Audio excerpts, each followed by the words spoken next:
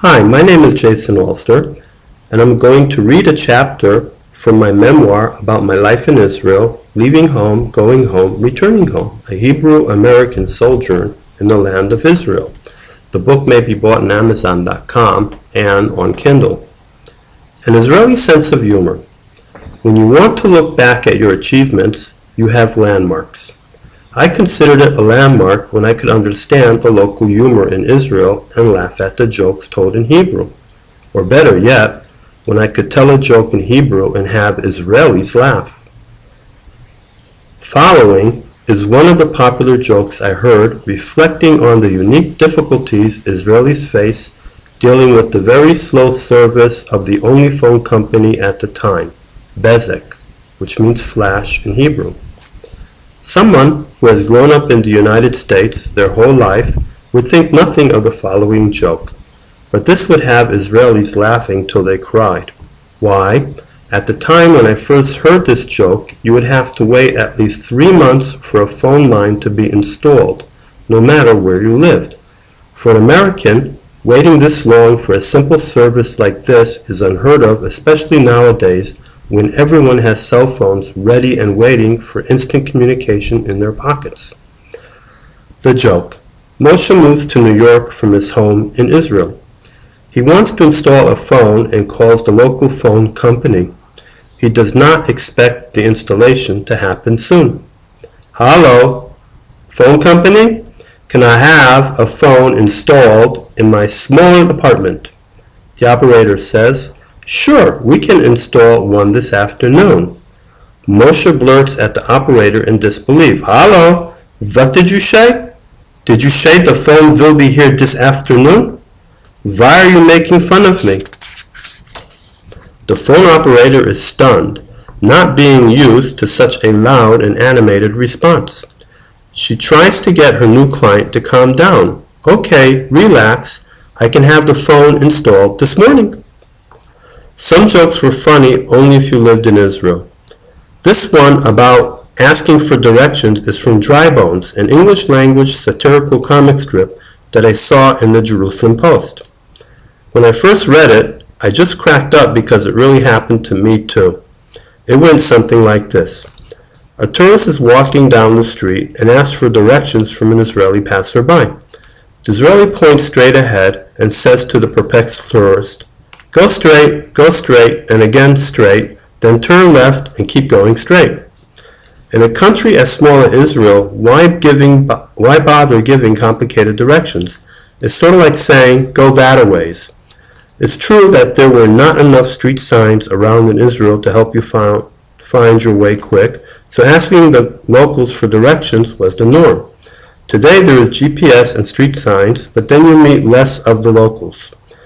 This joke was applicable to the new Oleh, someone who recently made Aliyah. An Israeli meets an Oleh and gives us some advice in how to deal with the austere living and high taxes. If you want to be a millionaire in Israel, bring 2 million with you.